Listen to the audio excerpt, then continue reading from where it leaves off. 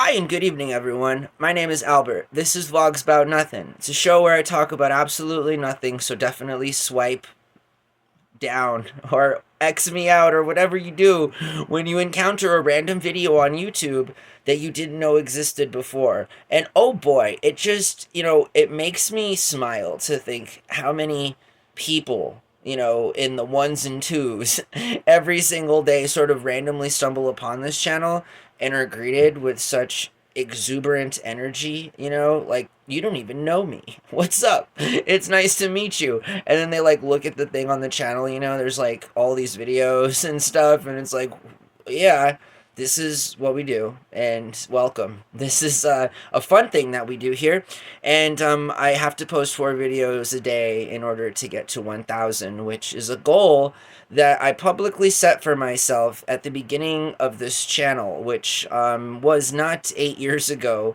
but was more like 6 months ago. So this account is going on 7 years old, I believe, from 2017, but it had been inactive for about 5 years. And then I tried to give this a go at some point last year before I had the most incredibly difficult year of my life. I think that was last year, 2023. So 2023 was interesting. I spent a lot of time learning a whole lot about myself. And regardless, there was a vlog, interestingly enough. I've not taken any of it down or whatever, but there's a vlog on like January 3rd of 2023. And that was sort of like the last kind of semblance I have of that entire year. And so I just anyways, we're here now, and you're here now, so I think that's how we got into that whole sidebar. It's nice to meet you. We have some regulars here. There's a handful, a dozen, maybe a couple that definitely tune in and then out of my videos. And again, there is a catalog rather of more than 700, and it's just like anything else in life, right? If you're able to kind of like pay for adverts and stuff like that, like through the Google Analytics YouTube Studio to kind of help traffic your video into the right people's eyes. It's always just a small step. Why are we talking about this? Like, why? I'm just thinking to myself, like, what I really want to talk to you guys tonight about is guilty media pleasures, okay? And often, like, for the record, that happens a lot too. I don't have a script. It's all improv, and I thrive on that, but sometimes I make a complete, you know, idiot of myself, and just is to say the least. But hey, I have a smile on my face when I do it, and let's get back to the content of which we're making this video all about, which are my guilty media pleasures, and overall, and moreover, and collectively, our guilty media pleasures. And so I know that you have them. This show might be one of them. I mean, I'm just saying, right? I could potentially be one of your guilty pleasures in the mass media market kind of a thing, right? I have a bunch of guilty media pleasures, especially in real time on YouTube. I mean, I constantly watch D'Angelo Wallace. I watch D'Angelo Wallace a lot. I like every day. Like, he's a regular, and I love the daily content. I like YouTube creators. So like that's a guilty pleasure because I just like watching the show. And Tozy is another one. I mean, Upper Echelon. These are guys that like content creators that like every time they post something, I'm watching it. If it's a video about video games, I'm watching. It doesn't really matter, right? Because I like that person. I like that personification of a person. I like that channel, that content, you know what I mean? So I mean, that's just kind of like, I would say, the modern day take on some of what may or may not be defined as like potential guilty media pleasures. I feel like YouTube is a medium for a media, and in the larger sense, it's the future of all media. And I mean that because they'll, eventually can discontinue any kind of television service, or all of like anything that actually is worked and is reliable will in fact become digital, including the way we consume all of our media, which is in fact happening. already, and it has been for a while now, but it'll be something that just, turns into something more, I feel like.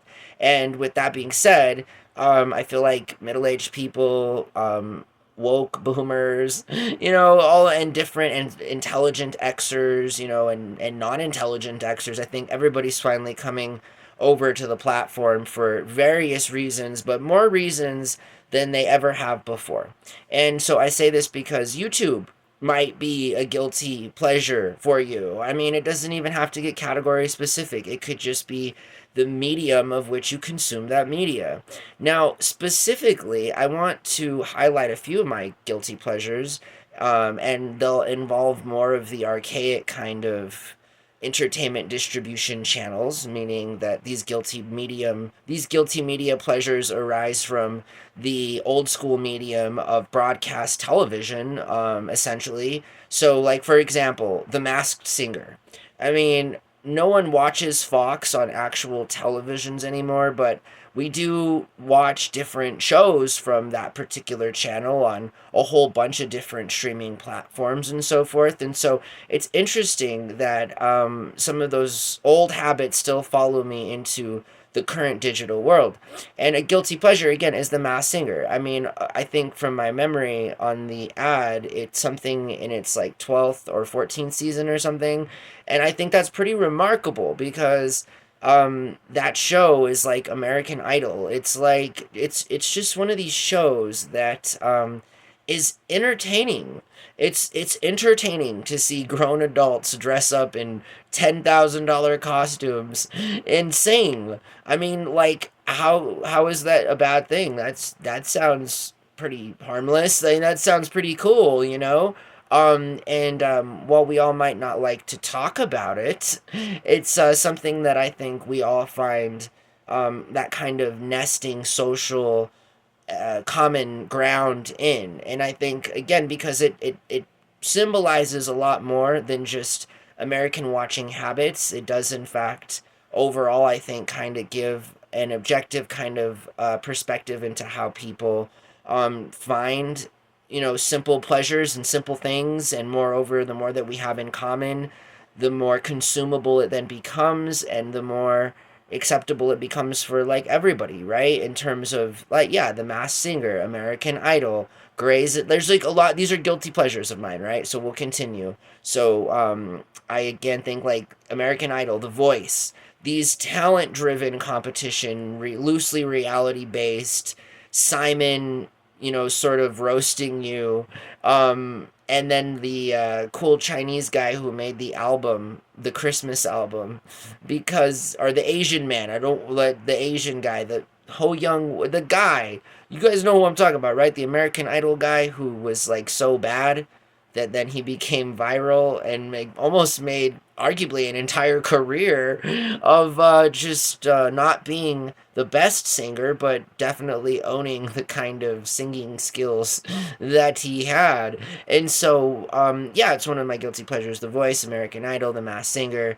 I think in the situational comedy or situational drama categories, I definitely find that I am a guilty pleasure consumer of things like Grey's Anatomy, Lost, or Survivor.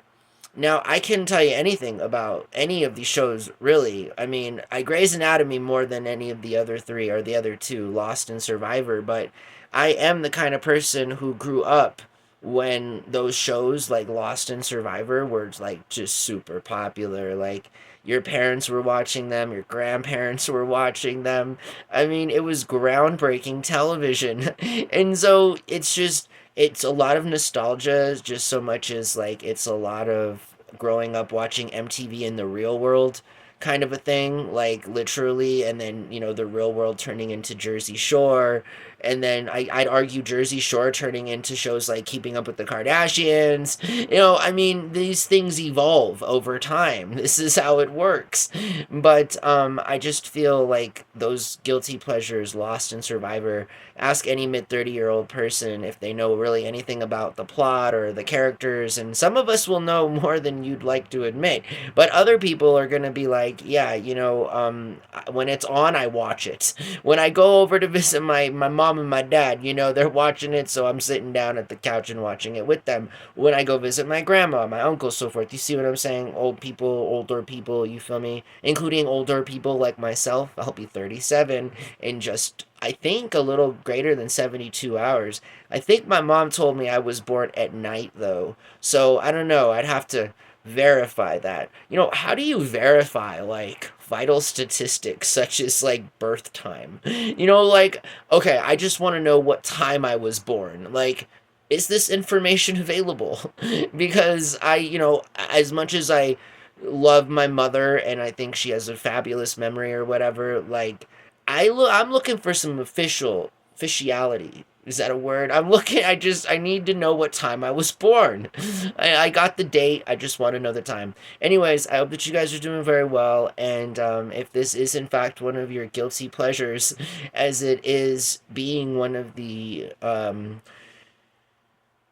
people that watch this channel before tons of people do, then, that's great. Again, I think we all find pleasure in different things, even if we don't go out and broadcast to the world. I mean, as much as I like all of the people that I like watching, right? I mean, your D'Angelos and your Tozis and upper echelons. I mean, and it's no slight to them, but I'm not exactly like going out and like sharing with the world. I mean, I almost feel like that's kind of like the cool thing about that experience and having those guilty pleasures and having content creators in your life that you really feel like that you can relate to and that are your actual like friends, you know what I mean? Because like this relationship is between us, you know what I mean? And so that's the way that we gotta, I feel like, connect at some point, especially if we want healthy relationships with ourselves and moreover want to really have some healthy conversations about what otherwise may not be deemed appropriate at the extemporaneous speaking low-level conversation that it takes place at the dinner table. You feel me? I mean, it's just the little things like that. So I hope that you guys are well. I hope that you're doing great. And thanks again for watching my show. I really appreciate you. Bye.